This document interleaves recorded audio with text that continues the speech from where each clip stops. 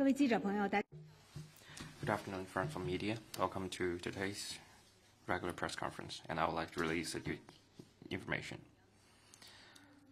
At the invitation of Deputy Prime Minister Gan Kim-yong, Ding Xuexiang is to visit Singapore and co-chair the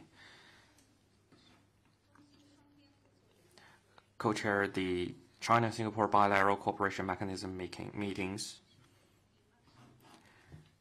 and the 25th meeting of the China-Singapore Suzhou Industrial Park Joint Steering Council and the 16th meeting of the China-Singapore Tianjin Eco-City Joint Steering Council and the 8th meeting of the China-Singapore Chongqing Demonstration Initiative on Strategic Connectivity Joint Steering Council.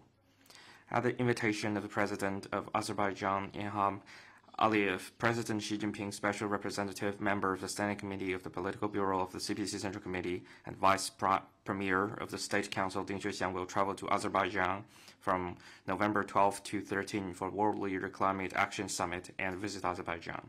And we welcome questions. 你好，总台央视记者提问。今天我们看到消息是，习主席将出席亚太经合组织第31次CCTV, we've seen information that President Xi will attend the 31st APEC Economic Leaders Meeting and the 19th G20 Summit. What's China's expectations for the two summits, and what does China hope to send to the world through the summits? President Xi Jinping's attendance at this year's APEC Economic Leaders Meeting is an important move of China's heads of state diplomacy facing the Asia-Pacific, which fully shows the high importance China attaches to Asia-Pacific economic cooperation. In a world struggling to find economic growth drivers, regional economic cooperation in the Asia-Pacific faces new challenges. APEC is an important platform for economic cooperation in the Asia-Pacific, and this region is expected to continue to play its role as a dynamic engine for world economic growth. President Xi will deliver an important speech at the meeting to elaborate on China's important measures to deepen reform and opening up, and propositions on advancing Asia-Pacific cooperation. China stands ready to work with all other parties to deliver on the APEC Vision 2040 in an all-round and balanced way, strive for positive outcomes of this meeting, provide new impetus for advancing regional economic integration, and promote the growth of Asia-Pacific and the rest of the world, and jointly build an Asia-Pacific community with a shared future. President Xi's attendance at the G20 summit demonstrates China's strong support for multilateralism and high importance it attaches to G20 cooperation. In a world fraught with sluggish economic growth, challenges in development, and increasing uncertainties and instability, it is a widely shared expectation that the G20 summit will play its role as the premier forum for international economic cooperation, provide a driving force for world economic growth, and guide the way forward for improving global economic governance. President Xi will deliver an important speech at the meeting and have in-depth exchange of views with leaders with other countries under the theme of building a just world and a sustainable planet. China champions an equal and orderly multipolar world and a universally beneficial and inclusive economic globalization, and stands ready to work with other parties to strive for positive outcomes and sending out clear-cut messages in upholding multilateralism, building an open world economy, and supporting sustainable development, and help countries to join hands in addressing challenges, achieving common development, and jointly building a community with a shared future for mankind. 习近平主席即将对秘鲁、巴西进行。Thank you. This is Xi Jinping. On the state visits by President Xi to Peru and Brazil, can you share the main program and China's expectation for China-Peru and China-Brazil relations? Peru is an important country in Latin America. China and Peru are comprehensive strategic partners. Over the past 53 years of diplomatic ties, China and Peru have consolidated political mutual trust, achieved fruitful outcomes in Belt and Road cooperation, and deepened culture and people-to-people exchange. These bring tangible benefits to the peoples of two countries.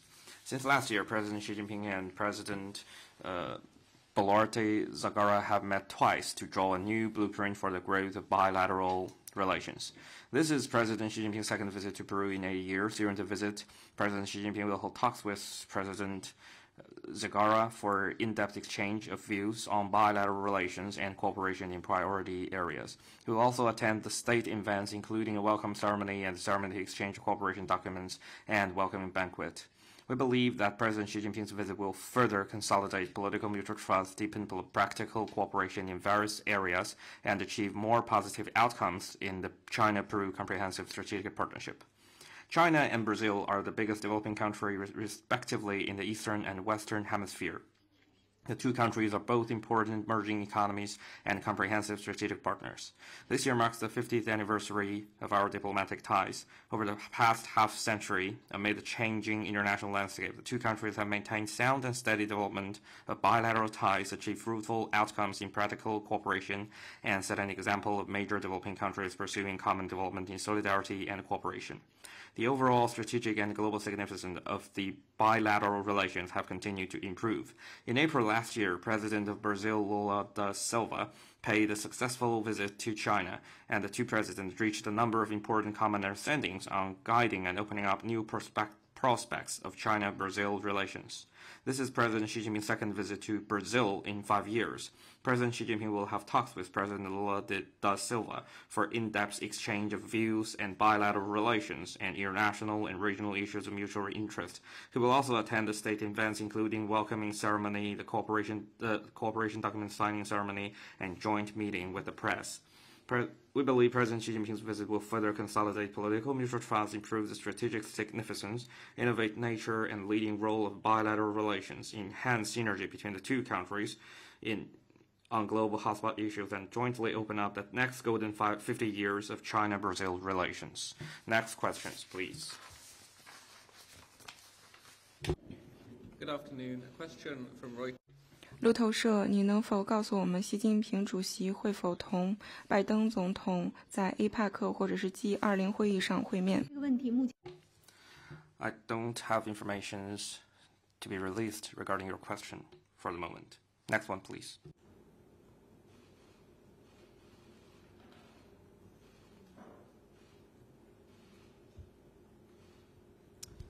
Thank you. Question from AFP.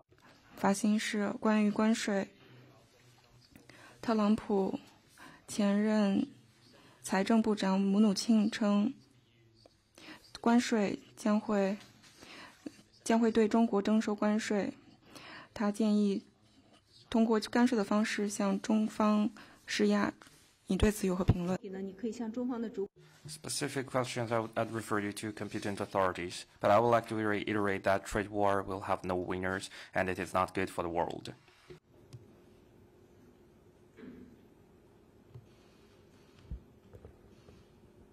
Thank you. Question from RIA Novosti. 今日俄罗斯，普京总统昨天说，美方正在推行双重遏制政策，针对的是中国和俄罗斯。但是，如果美方改变对中俄的态度，所有人都会受益。俄罗斯之所以支持中国，是因为中方奉行克制的政策，以及是俄罗斯的盟友。中方对此有何评论？ 中俄是新 China and Russia are strategic partners in a new era, and we have been developing our bilateral relations on the basis of no alliance and no confrontation. And we believe confrontation is not good, is not with the trend of our time. We shall respect each other. This is the right way of coexist between countries.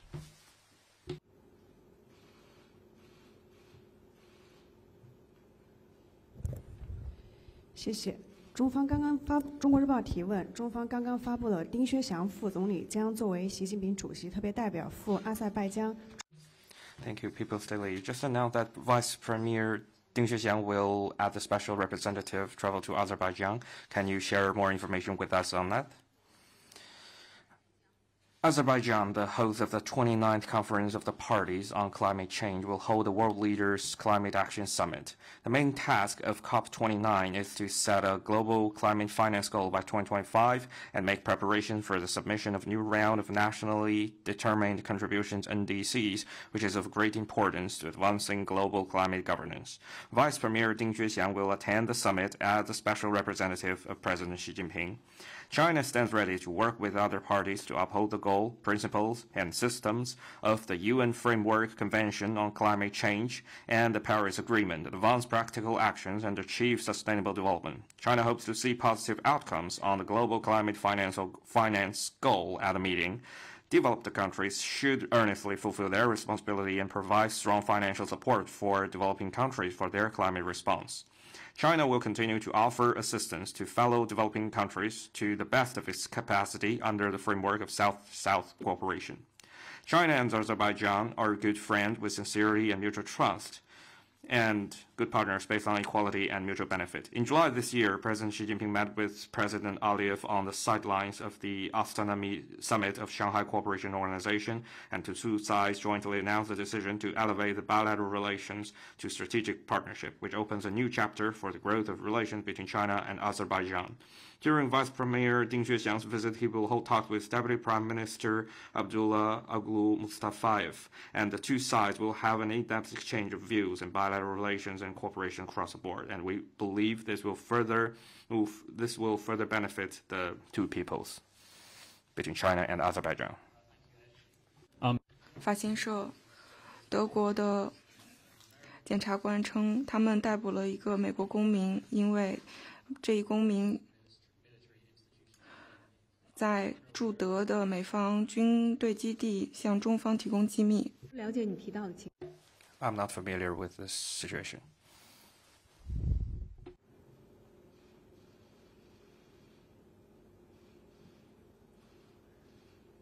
下一个问题。Next one, please.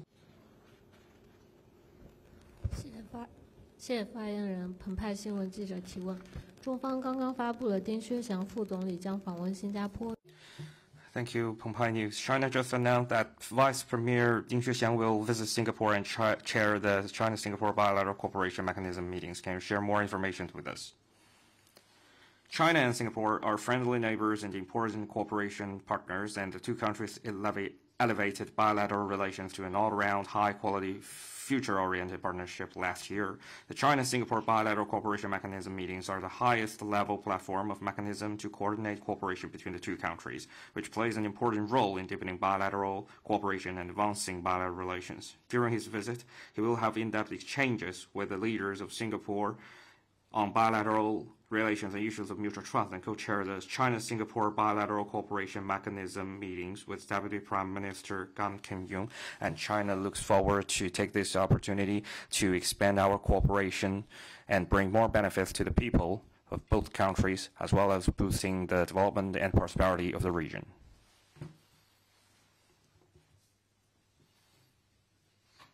Next one, please. Another question from Roy. 路透社，中国对于普京说，他希望能够同特朗普恢复对话。对这一评论有何？俄美之间的 relations between the United States and Russian Federation are matters of their own as two sovereign countries. And on Ukraine, we support any political solution, any efforts for political solution. Next one, please.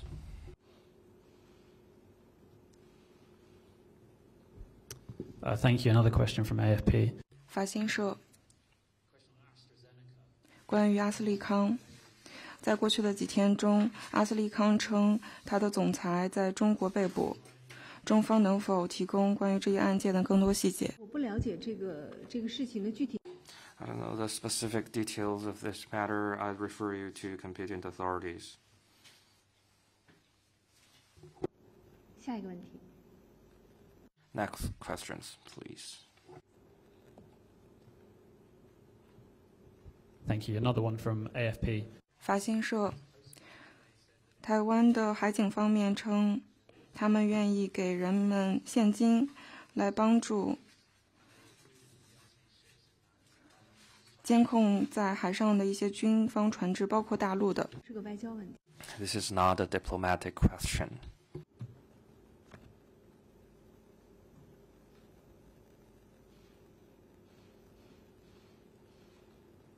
下一个问题。Next question, please. 发言人好，中新社记者提问：据了解，菲律宾正式出台。China News Service, we've learned that the Philippines officially enacted the Philippine Archipelagic Sea Lanes Act and the Maritime Zones Act. What's your comment? The Ministry of Foreign Affairs of China has released a statement, has summoned the Philippine ambassador to China and make serious protests with it on the signing into law of these two acts. Let me stress that the so-called Philippine Archipelagic Sea Lanes Act illegally includes China's Huangyandao, most islands and reefs of China's Nansha Tuna and their adjacent waters in its maritime zones, and attempts to further enforce the illegal arbitral award on the South China Sea by domestic legislation. Such moves seriously violate China's territorial sovereignty and maritime rights and interests. We strongly condemn and firmly oppose it. China's territorial sovereignty and maritime rights and interests in the South China Sea are solidly grounded in history and law, comply with international law, including UNCLOS, and will not be influenced by the Philippines Maritime Zones Act. The so-called arbitral award on the South China Sea is illegal, null and void. China does not accept or recognize it. We oppose and do not accept any claim or action based on the award.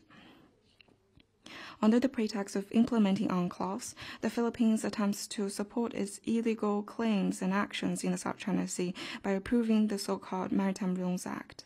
Such an act seriously violates the DOC in the South China Sea and will make the situation in the South China Sea more complex. China firmly opposes any infringement and provocations adopted by the Philippines based on the act. China urges the Philippines to earnestly respect China's territorial sovereignty and maritime rights and interests. Stop at once any unilateral moves that may escalate the dispute and complicate the situation, and keep the South China Sea peaceful and stable. China reserves the right of taking all measures necessary. The Philippine Archipelagic Sea Lanes Act has many inconsistencies with the regulations of international law and resolutions of the International Maritime Organization. We ask the Philippines to earnestly abide by international law and not to undermine the lawful rights of all sides under international law, including UNCLOS.